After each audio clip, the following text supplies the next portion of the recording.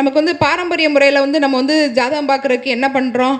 லக்னம், லக்னாதிபதி, சந்திரன், பாவ காரகத்துவம், கிரக காரகத்துவம், கிரகங்களோட பார்வை, சேர்க்கை, அதுக்கப்புறம் திதி சூனியம், முடக்கு, ததசா புத்தி, கோச்சாரம், இவ்வளோ விஷயங்களை நம்ம வந்து பார்க்குறோம்.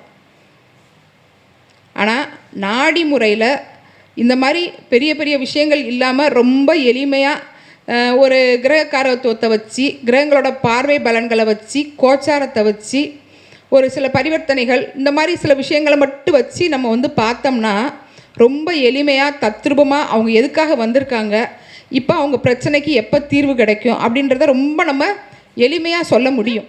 சொல்கிறாங்க. இப்போ 1, 5, 9 கிரகம் இல்லை அப்படின்னா 3, 7, 11 இருக்கிற கிரகத்தை எடுத்துக்கோங்க இணைக்கிறதுக்கு. அப்படி ஒரு காரகத்துக்கும் பாவத்துக்கும் 3, 7, 11 என்னென்ன கிரகம் இருக்கோ அந்த கிரகத்தை வந்து எடுத்துக்கிட்டிங்கன்னா 50% வந்து உங்களுக்கு துல்லியமான பலன் கொடுக்க முடியும் அப்படின்னு வந்து சொல்கிறாங்க. இன்கேஸ் 3, 7, 11 பிரசன்ன ஜோதிடத்தின் முக்கிய நட்சத்திரங்களில் உருவான சேலத்தின் நட்சத்திரம் திருமதி ஆனந்தி மேடம் அவர்கள் நாடி முறையில் திருமணம் காலம் அறிதல் என்ற சிறப்பு வாய்ந்த உரையை துவக்க உள்ளார்கள். மேடம் அவர்களை வருக வருக என்று வரவேற்கிறோம். மேடம் வாங்க.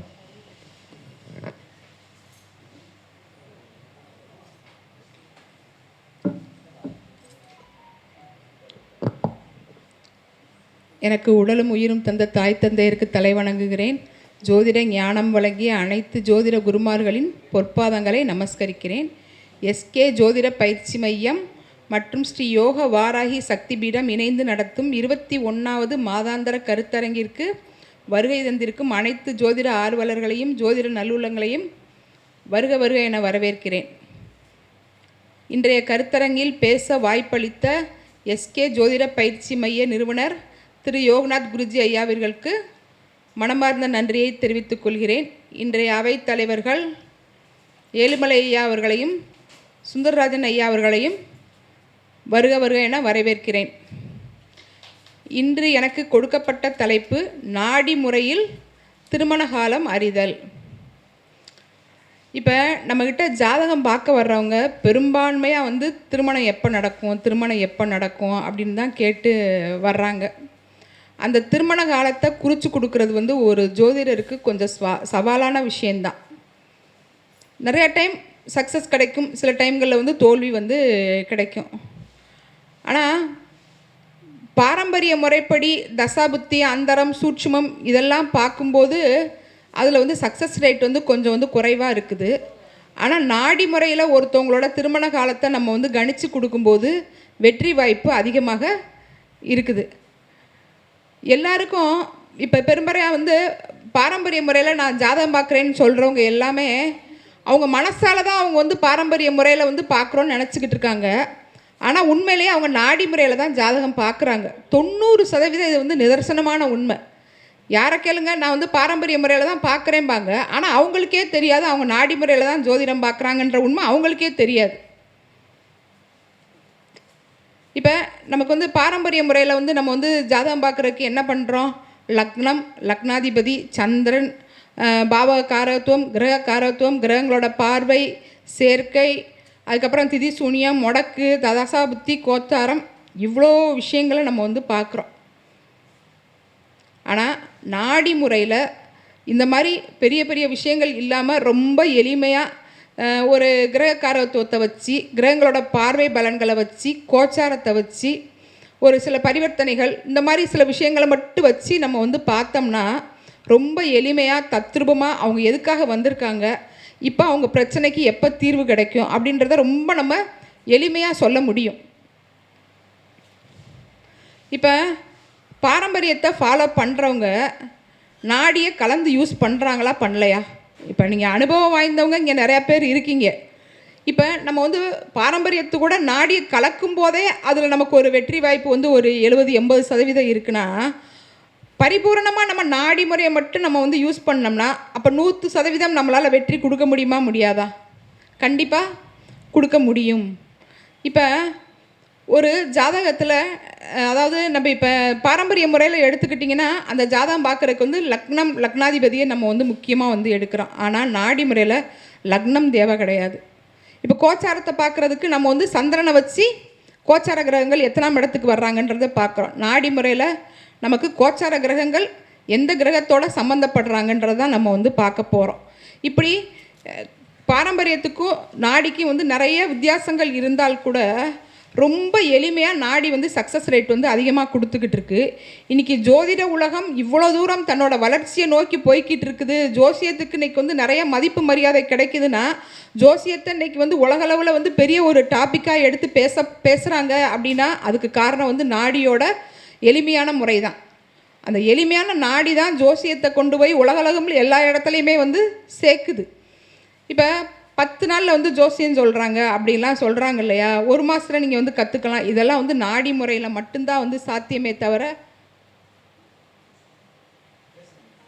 வேறு எந்த முறையிலையும் வந்து இது சாத்தியமே ஆகவே ஆகாது.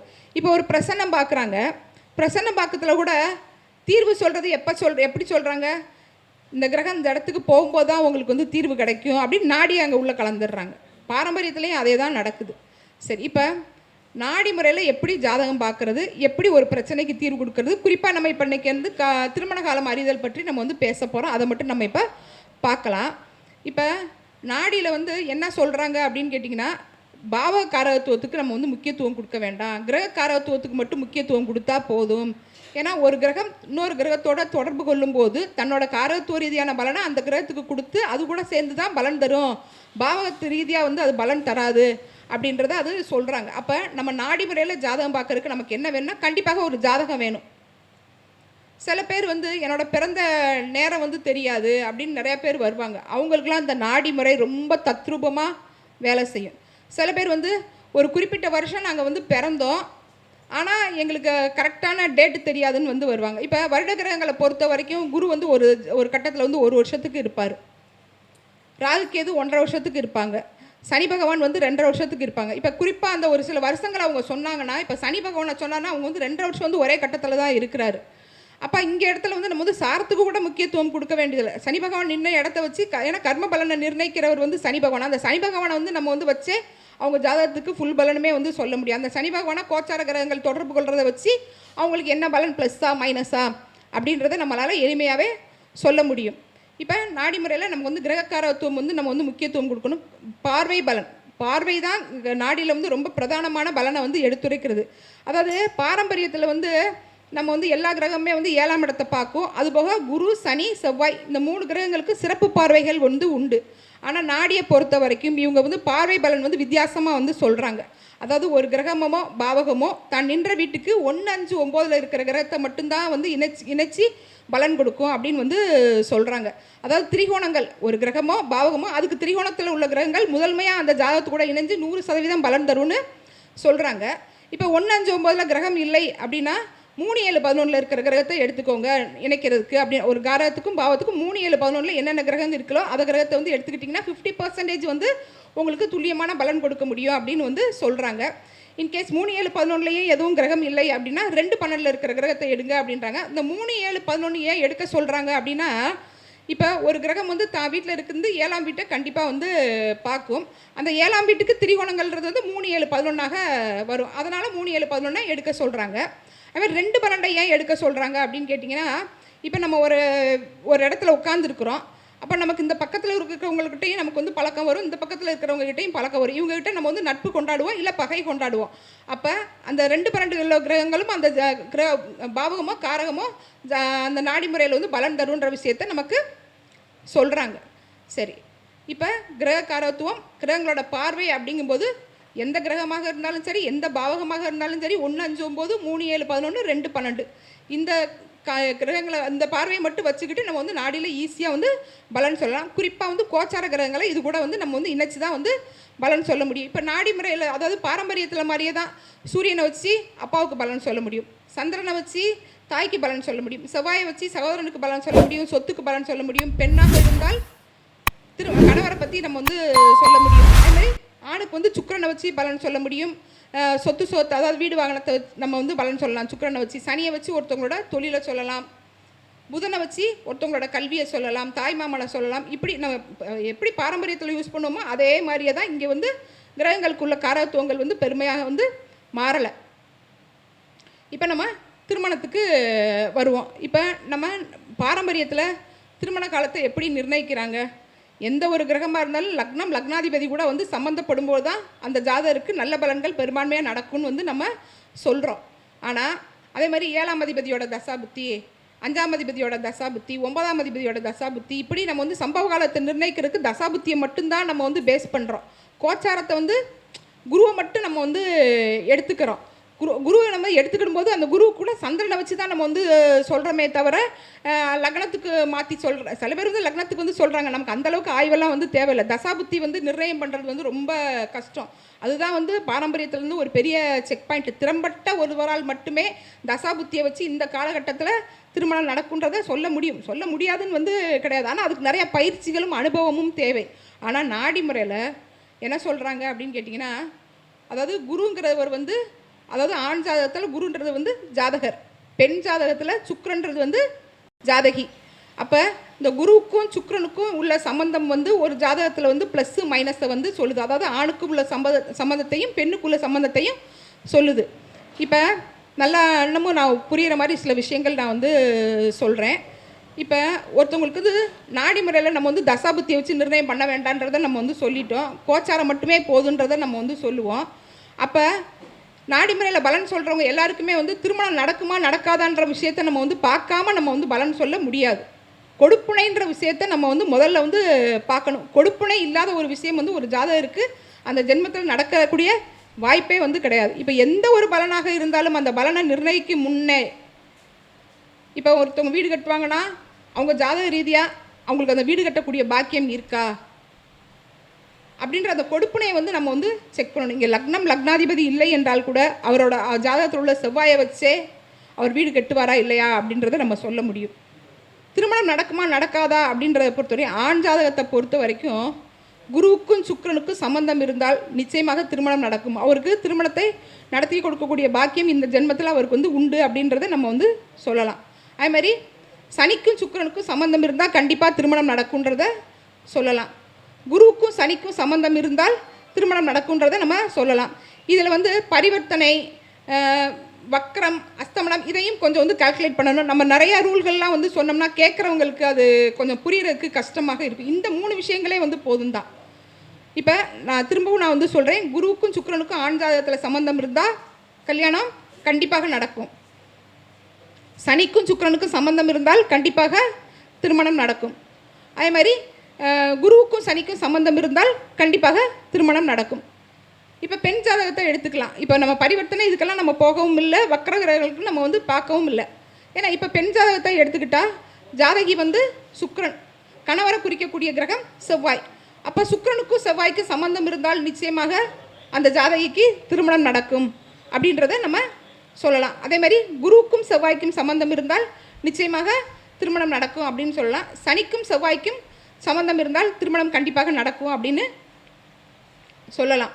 அதாவது நம்ம ஜாதகம் பக்கத்தில் இந்த சனி செவ்வாய் சம்பந்தம் வரும்போதெல்லாம் நிறைய பேருக்கு வந்து இந்த பலன் எடுக்கிறதுல வந்து தடுமாற்றங்கள் வந்து அதிகமாக வரும். இந்த சனியை வந்து செவ்வாய் காம்பினேஷனை வந்து நல்லதாக எடுக்கிறதா கெட்டதாக எடுக்கிறதா அப்படின்ற மனக்குழப்பம் வந்து நிறையா வந்து வரும். நம்ம இங்கே நாடில் என்ன சொல்கிறாங்க, சனிக்கும் செவ்வாய்க்கும் சம்மந்தம் இருந்தாலே கல்யாணம் நடந்துடும். அப்போ அவங்களுக்கு கல்யாணம் நடக்குமா நடக்காதா அப்படின்ற ஆய்வுக்கு நம்ம போக வேண்டிய அவசியம் இல்லை. இப்போ சம்பவ காலத்தை எப்படி நிர்ணயிக்கிறது அப்படின்னு வந்து பார்த்திங்கன்னா, கோச்சார கிரகங்கள், அதாவது குரு, சனி, ராகு, கேது, இந்த 4 கிரகங்களும் பிறந்தகால ஜாதகத்தில் தாம் தொடர்பு கொள்கிற இடத்து மூலமாக அவங்களுக்கு திருமணத்தை கண்டிப்பாக வந்து நடத்தி கொடுக்கும். இப்போ அவங்களுக்கு இப்போ நான் மேலே சொன்ன விதிப்படி அந்த கிரகங்களோட காம்பினேஷன் இருந்தால் கோச்சார குரு வந்து சுக்கிரனை தொடர்பு கொள்ளும்போது ஆணுக்கு கண்டிப்பாக வந்து திருமணம் நடக்கும். அதாவது 1, 5, 9, 3, 7, 11, 2, 12.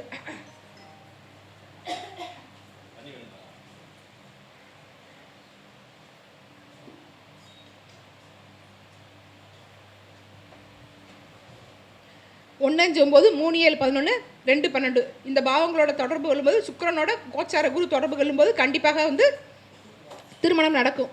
ஆனால் சனி தொடர்பு கொண்டாலும் வந்து திருமணம் நடக்கும். இப்போ குரு தொடர்பு கொண்டு போது நடக்கிற திருமணங்கள் எப்படி இருக்கும் அப்படின்னு கேட்டிங்கன்னா, அவங்க வாழ்க்கையில் வந்து வளர்ச்சியை அதிகப்படுத்தி கொடுக்குற மாதிரி இருக்கும். ஏன்னா குரு வந்து புனித கிரகம். அந்த புனித கிரகம் வந்து கலத்தர காரகிரகங்களில் தொடர்பு கொள்ளும்போது அவங்களுக்கு நடக்கக்கூடிய சுப நிகழ்வுகள் வந்து வாழ்க்கையில் வந்து மகிழ்ச்சியை வந்து அதிகப்படுத்தி கொடுக்குற மாதிரி இருக்கும். இப்போ சனி தொடர்பு கொண்டாலும் சுக்கிரன் தொடர்பு கொண்டாலும் ஆணுக்கு வந்து திருமணம் நிச்சயமாக நடக்கும்.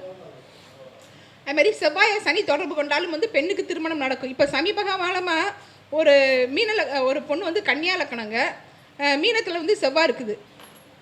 எனக்கெல்லாம் வந்து கரெக்டாக அவங்க திருமண முகூர்த்தம் குறிச்சிருக்கிற அந்த நாளில் பார்த்தீங்கன்னா கரெக்டாக செவ்வாய் மேலே சனி வந்து கரெக்டாக ட்ராவல் வந்து பண்ணுது. கொஞ்சம் மனசில் வந்து பயம் வந்து அதிகமாக நமக்கே வருது. ஐயோ செவ்வாய் மேலே சனி போகுது, கல்யாணம் நடக்குமா இல்லை வேறு ஏதாவது பிரச்சனை வருமா அப்படின்னு பார்த்தீங்கன்னா, கல்யாணம் நடந்து 3 நாள் 4 நாள் தான் ஆகுது. கல்யாணம் நடந்துடுது, நடக்காமல் வந்து போகல, கல்யாணம் நடந்துடுது. 3 நாள் 4 நாள்லேயே வந்து அவங்க எவ்வளவோ விசாரித்து செஞ்சு கொடுத்த அந்த கல்யாணத்தில் வந்து பையன் மேலே ஒரு டிஸ்குவாலிஃபிகேஷன் வந்து வருது. கலத்தர காரகிரகங்களை குரு தொடர்பு கொள்ளும்போது நடக்கக்கூடிய திருமணம் வந்து சுபத்துவத்தை வந்து அதிகமாக கொடுக்குது.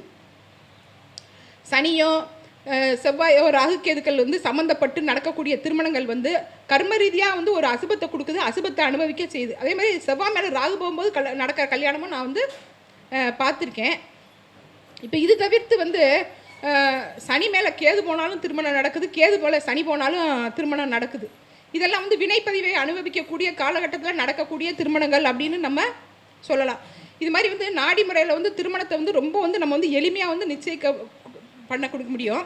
இதில் இப்போ நம்ம வந்து 1, 5, 9, 3, 7, 11, 2, 12ன்னு வந்து சொல்கிறோம். இப்போ இதில் எந்த காலத்தில் நடக்கும்? இப்போ வந்து பாரம்பரியத்தில் கரெக்டாக தசாபுத்தி அந்தரம் இந்த மாதம்னு சொல்கிறாங்க இல்லையா, அதே மாதிரி நாடியிலையும் வந்து சொல்ல முடியும். ஒரு கிரகம் வந்து எத்தனை டிகிரியில் இருக்கோ, இப்போ சுக்கிரன் எடுத்துக்கோங்க, இப்போ ஆண் ஜாதகத்தில் சுக்கிரன் வந்து எத்தனை டிகிரியில் இருக்கோ அதுக்கு திரிகோணத்துலையோ 3, 7, 11லையோ 2, 12லையோ வரும்போது திருமணம் நடக்கும்ன்றதை சொல்லுவோம். அந்த சுக்கிரன் எத்தனை டிகிரியில் இருக்கும்போது அத்தனை டிகிரியில் வரும்போது தான் கண்டிப்பாக வந்து கல்யாணம் வந்து நிச்சயமாகும், இல்லைனா கல்யாணம் வந்து நடக்கும். இன்னமும் நம்ம சூட்சமமாக உள்ளே வந்து பலன் சொல்லணும் அப்படின்னு கேட்டிங்கன்னா, இப்போ அவங்க ஜாதகத்தில் வந்து சுக்கிரன் வந்து எந்த மாதத்தில் நிற்கிதோ, அதாவது அந்த மாதம் அது என்ன மாதமோ அந்த மாதத்துக்கு 7வது மாதத்தில் கூட நம்ம வந்து கல்யாணம் நடக்கும்னு குறித்து கொடுத்தா கண்டிப்பாக நடக்கும். இது வந்து நம்ம மேலே சொன்ன விதிப்படி அவங்களுக்கு கொடுப்பினைன்னு இருக்கணும். அவங்க ஜாதகத்துப்படி கல்யாணம் நடக்கக்கூடிய கொடுப்பினை வந்து இருக்கணும். இப்படி இருந்தால் கல்யாணம் நிச்சயமாக வந்து நடக்கும். வாய்ப்புக்கு நன்றி.